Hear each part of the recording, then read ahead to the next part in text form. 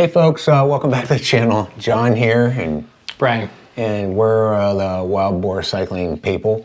Hey, so welcome back to the channel. So what are we going to talk about today? Well, I mean, it looks like you're getting ready to give a lecture here. You got your PowerPoint up. Got my PowerPoint ready to go, of course. Yeah.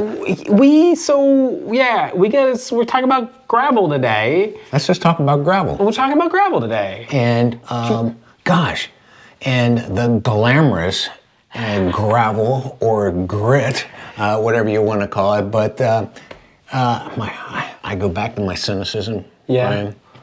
It's just a new marketing hype, or is this something that's going to be here for a while to go? Or is this something that's always been there? Or something that's always been there. And maybe it got a new name. Let's go. Let's talk about that for a minute, okay? The glamour of gravel. Here we go.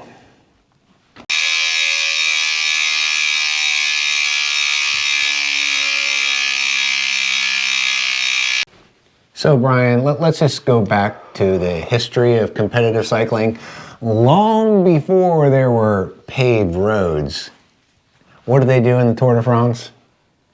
They rode their bikes on They what was there. rode the bikes on what was there, and gosh, especially after the war, the roads were torn up, and they were running on these skinny tires.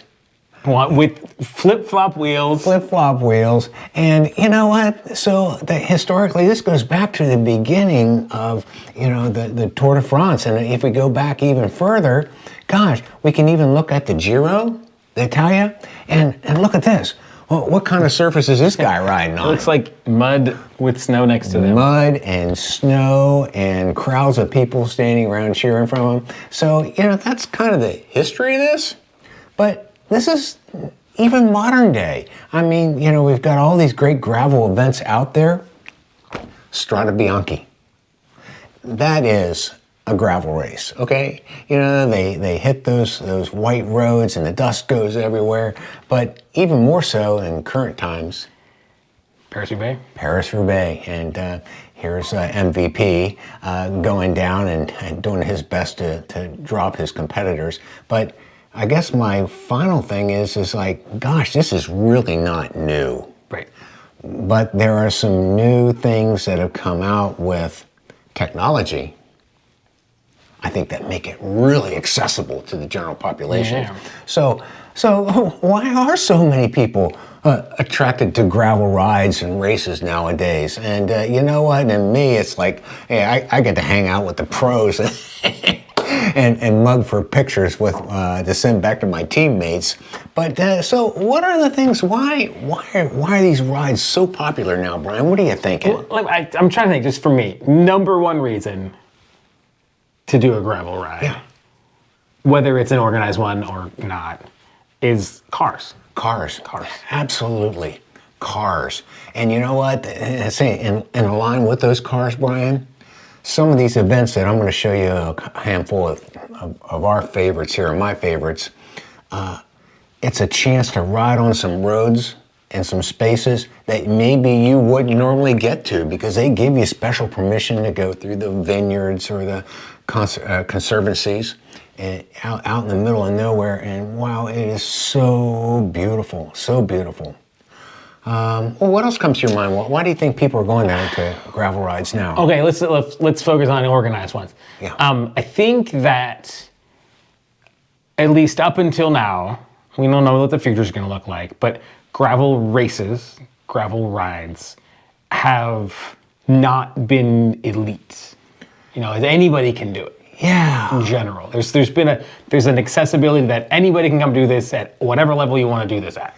Right, and I think we saw that at Steamboat. 100%. And how they embrace the diversity of the group and how all levels of riders were out there. And, here you are, and you can go out on one of these big rides and line up next to a pro, and, there's no...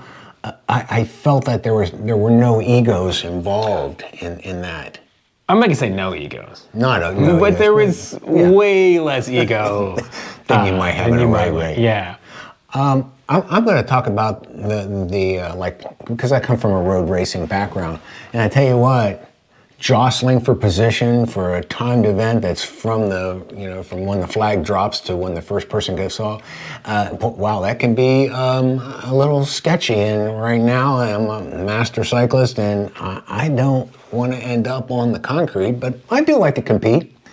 So a lot of the gravel events now have timed segments. So once all that mass pandemonium gets out of the way, you can go in and you can really work hard, within yourself on those time segments or with your team.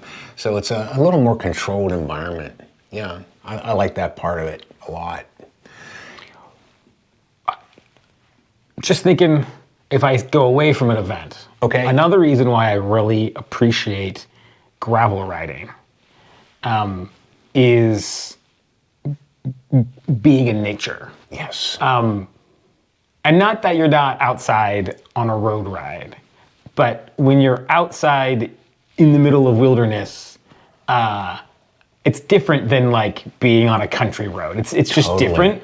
And I like that connection with nature that you can get a lot more on a gravel ride. It's just a really special place to be. It's totally, yeah. I think there's probably one more reason. At least this is why you really like gravel riding. Yeah. And this is, if you get into gravel, it's a reason to get a new bike. There you go. So you want to get into gravel riding and gravel racing? Oh my gosh, you can go out and get a new bike. So then you have a new bike day. Yeah. Great. Hey, so you touched on something there that's really important, because I think back to originally what we talked about before is, wow, the technology has changed so much to make this so accessible to the general public. And the big one? Tires and tire clearances. 100%. Yeah, 100%. And you've done a lot of work on this. I mean, it's sometimes I get a little too nerdy about tires and tire clearance and tire pressure. Yes. But it's like a contrast. Like you showed that picture from Paris-Roubaix. I saw a video, the GCN guys put a video out last year at Paris-Roubaix, and they had a video from 10 years previously at Paris-Roubaix. Wow. And they were looking at the technology from this past year versus 10 years ago. And in the 10-year-old video, they were talking about how big and fat and chunky the 25 mil tires were to ride on these cobblestones. And now, I mean, those guys are, some of them might be riding 40s at this point in time. Could be. And I think that's really what has kind of diverged and made gravel be a thing, right, as a branding and marketing thing, is how chunky of a tire can you get in it? And that's why you need a new bike. That's why you need a bike. Yeah. But just because you got the clearance to do that, if you don't set those tire pressures correctly, guys, and you want to go out and do one of these events, hey, you got to go to that Silka page in the tire pressure calculator, because it gives you all the different types of road surfaces that you might be on to make sure you have a really good event. Hey, so we've done several of these together. If you're a California person, I'll put the links to these down the notes section. But gosh, their whole website's just geared towards gravel races and rides. A couple favorites, I really enjoy the Hincapie Merced one. It's typically out in March. Steamboat Springs, I'm gonna go back there this year again. They've moved that up into the end of June, and wow, one of the ones for the fall, that Bovine Classic in the Atascadero. I'm gonna put that on my list this year. Oh my gosh, Brian, I mean, to be able to roll through those wineries, and I just saw a little note from one of the organizers, they're gonna try to do back through the Conservancy again to get in some really pristine roads. Cool. Yeah, so, hey, if you haven't tried this, I think once you do go out and play, I think you're gonna be hooked, because the first time I rode my gravel bike out that bike path, I'm thinking, this could become very addictive, right? Yeah, you're totally there, aren't you? Mm-hmm. Anything else you want to add to this conversation before we shut down here? Yeah, I mean, if you're gravel curious, I think a really good thing to do is, if you don't know somebody who's got a gravel bike to borrow, hit up your local bike shop that rents bikes. And I mean, some of those places, it's $20 to $50 for a weekend, just to feel what it's like, because it is different. It looks like a road bike with fat tires, but there's very subtle geometry differences that make it a very different ride. It's a very comfy ride too, I might add. Yeah. Yeah, and give it a shot. Yeah, Because it's worth it. It's fun. You know, I had started in road not nearly as long as you'd been riding road, but I like gravel almost as much, if not more, than I like road riding. Yeah, very fun. Well, I think you might be a convert if you go out and play some of these events or follow some of the guidance. There's plenty of information out there on the interweb. So, hey, in the meantime, what are they going to do? They're going to go out and ride. You have fun? Have a lot of fun in the dust and keep the rubber side down. Bye, y'all.